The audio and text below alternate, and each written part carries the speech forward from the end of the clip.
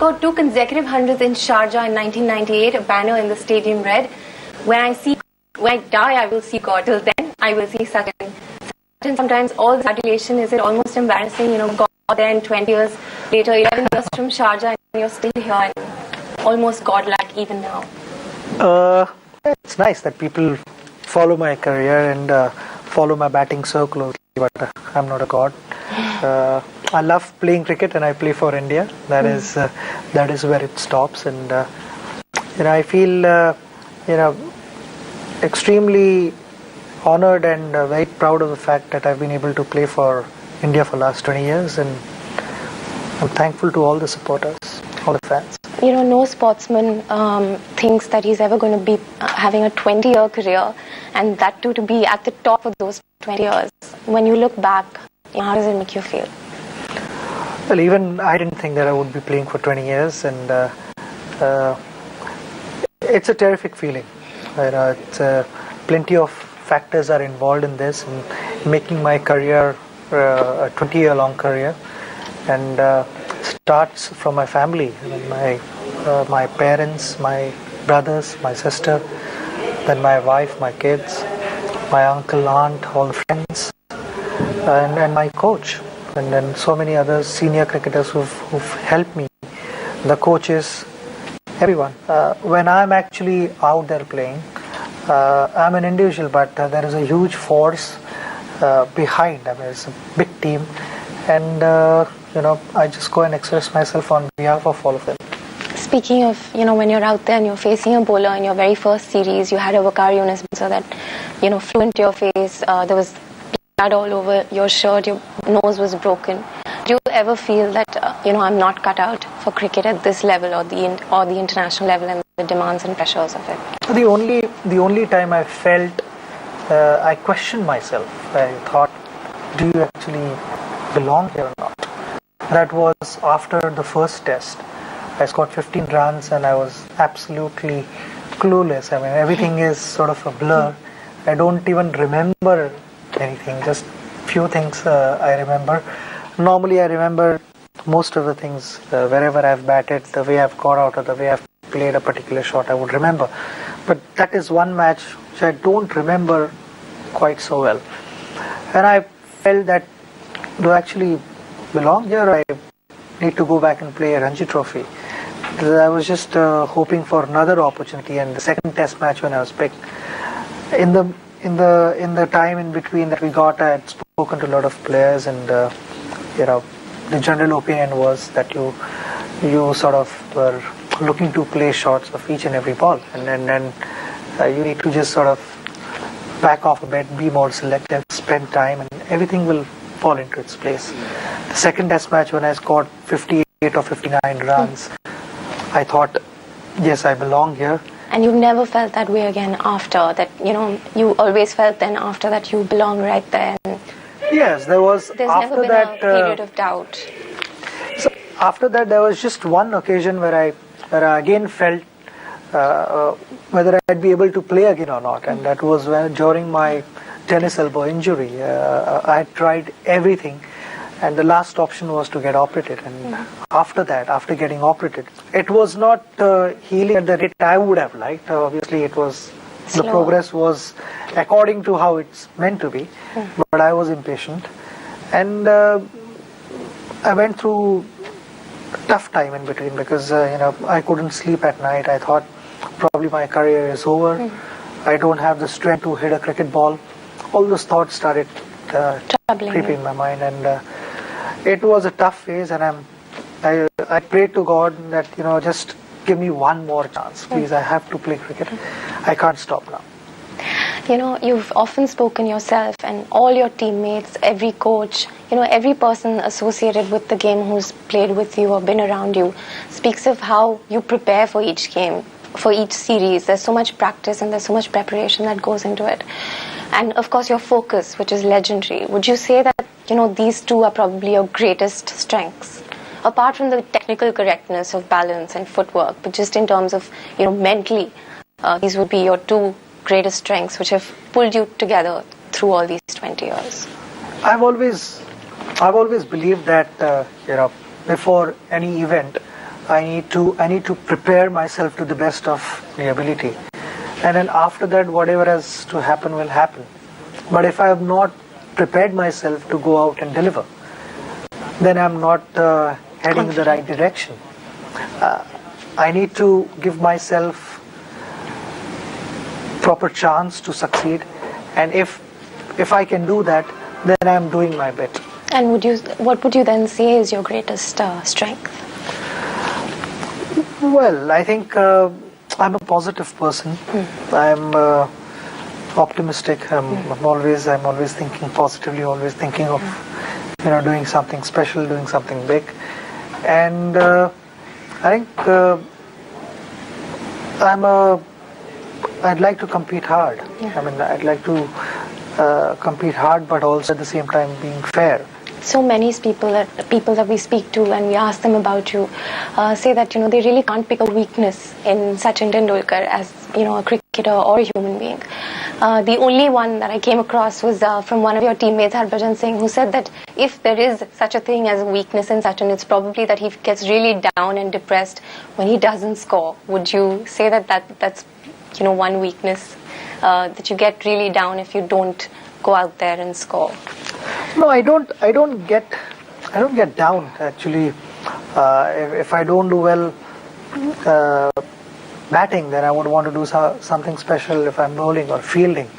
I think about my batting. I think about how I will overcome this and how I will make it up in the next match for this loss. And if I've done well, then again I would be thinking, how can I get better? I don't like losing.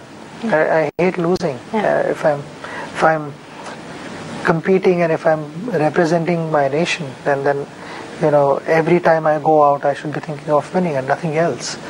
And that is something which I look to do. And while doing that, there are many things which go on in my mind. Then it's fine. I'm okay with that. You've spoken about the loneliness sometimes of when you do really well, but somehow the team's cause has not helped in terms of winning. They haven't won the match, but you've done really well, and there's a certain loneliness associated with that. Any particular innings that made you feel that way? Whether it was the century in Chennai against Pakistan, or maybe more recently in Hyderabad when you scored that 175 against Australia. There have been occasions. I mean, I've done well, but we've still ended up losing, and that's part and parcel of any cricketer. Hyderabad, everyone was happy, but we were disappointed. I was feeling terrible because we had come so close and it didn't work out. It was disappointing, and also not only this, but there have been so many instances where I've done well and it has not worked out well for us. So that's a disappointment because it's not about individuals, it's about team, it's about India. And then there have been various occasions where I've not scored many runs and we've won. And I was jumping at the end of the day because that is what matters to us. Your century at Perth, just at the age of 19, often gets spoken and is always referred to when describing your batting as one of the best test centuries and certainly one of your best test centuries. Would you agree with that assessment? Yeah, I would say so. Perth was definitely one of the top innings that I've played. But I would rate last year when we played in Chennai against England. Because given the circumstances, I felt yes, I mean, that was one particular match where before that the entire nation's mood was low, and understandably because it was a terrible thing to have happened, and so many people lost their loved ones and dear ones, and it's difficult to replace that with anything else, however well you play or whatever you do. But when you lose a loved one, there is no greater loss than that. But we were able to win that test match, and even for a fraction I felt we were able to divert their mind somewhere else. You've played. So it was our achievement. And it was very special, of course. Yes. You've played with several generations of Indian cricketers, but this one particular decade has seen many firsts in Indian cricket. What is it about this particular generation? I think we've definitely got more match winners at this stage, without any doubt. We've had players who've gone away from India and done exceedingly well, and also the bowlers who've gone and got the opposition out twice. I think it's important to get the opposition out twice. So we've been able to do that, and that's the prime reason. In one-day cricket also, we've had some terrific Huge players, successes. and the fielding factor also, I would say, yes. I mean, all these factors put together, I think, all in all, I would say that it's been a lot of fun playing with all the players, and wonderful to be part of this team. Terrific atmosphere of the team. The best team that you've ever played in?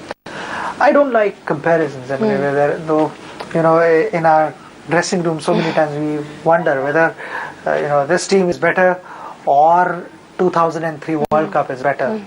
Because in 2003 we played some fantastic cricket. I hate comparisons. I don't like comparisons. I would like to respect the fact that even 2003 team did well, and 2008, 2009 now, and I'm glad that I'm part of both. So it's wonderful.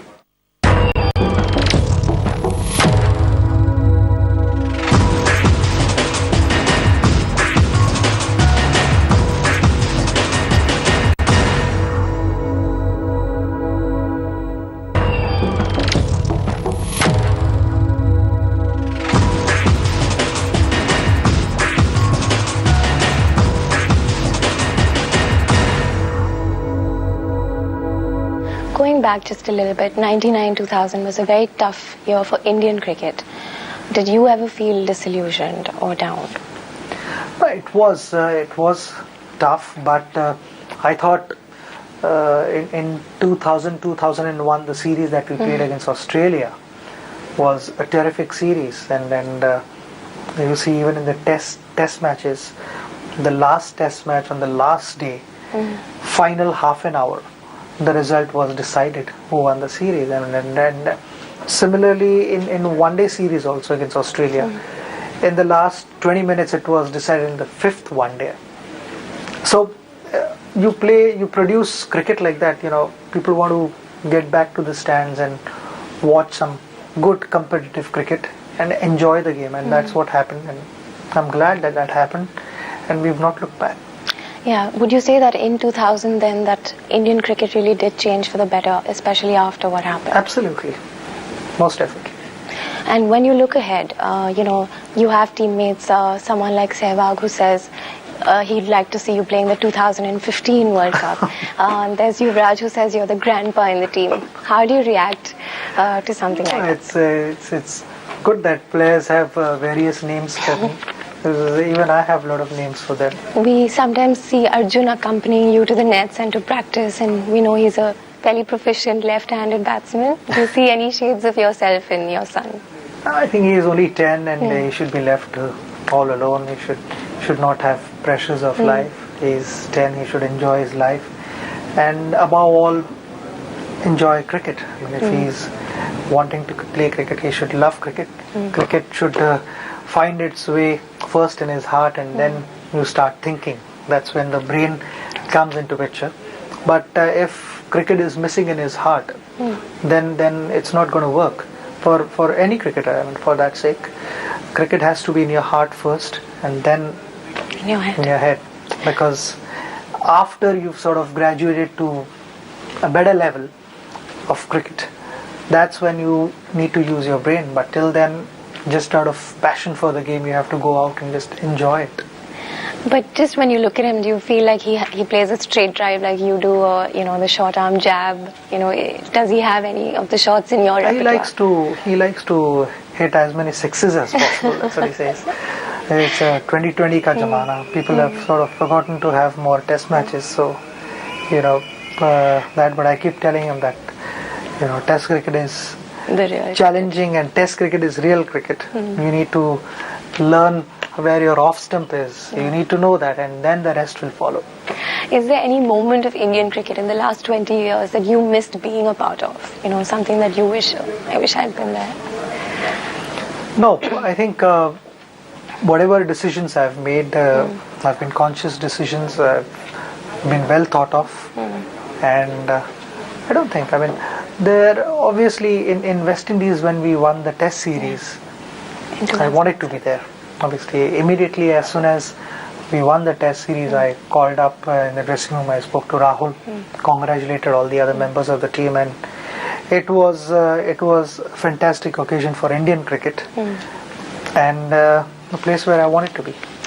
Do you ever feel, when you look back at the 2 stints that you had with captaincy, did you ever feel that it was too much of a burden, or it's just something that you're not, you don't want it to be a part of your game? No, I didn't feel that way. Obviously, an honor to be captaining the country, and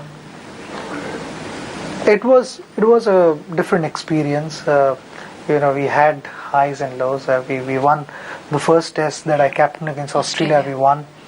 Then we won the Titans Cup in India, which we played against South Africa and Australia. So the 2 best opponents, and also against Pakistan in Toronto. So there were highs, and then there were lows where we needed 120 runs to get in Barbados to win a Test match, and we couldn't get those runs. Then we had a chance to beat South Africa in Johannesburg, where it rained. Then in Mumbai against Sri Lanka, there was a chance to win. It again rained there. So those moments were definitely disappointing. And but as a package, I enjoyed. It's about learning, and I got a lot of things to learn. But when you did get the chance to do it again, which was in 2007 when it was offered to you, or maybe even before that in 2005 when Kiran Murray offered it to you, you sort of decided not to. Any particular reason? No, I think captaining is to a certain extent it can be important. For me, the most important thing is playing cricket and giving my best for India. It really doesn't matter who the captain is. Eventually, you have to still go out and do the same things. And for me, if I'm able to contribute by not being the captain as well, then why not? For me, the contribution is more important, not the post. When you broke Lara's record last year, you spoke about how you've turned stones into milestones. What kind of criticism hurts you the most? First of all, I don't read too many newspapers when I'm playing. I don't watch news channels or programs on cricket. I don't watch much while I'm playing. I just try and think about my game, what I need to do, or do something which can help me relax and get me in the best frame of mind to play the next day. And if somebody criticizes, that's fine, that's his opinion, what can you do? But as long as it's constructive and something which will help us play better, that is something which is important, not just for the heck of it. And somebody who wants to help us play better would pick up a phone and call us. You've often spoken about how as a legacy you really don't know what to say, what your legacy is. But really when you think about how future generations of Indian cricket will regard you, really what do you want them to remember about you? Or what is the message that you would love to pass on? Well, I don't know, it's hard to answer this question, but maybe somebody who gave his best all the time and thought about a team, was not selfish. Just that. That is what you want in the team. Somebody who was only thinking about a team and giving his best all the time. And I'm sure you'll keep doing so. Thank you so much for talking to us, Sachin, and all the very best. Thank you.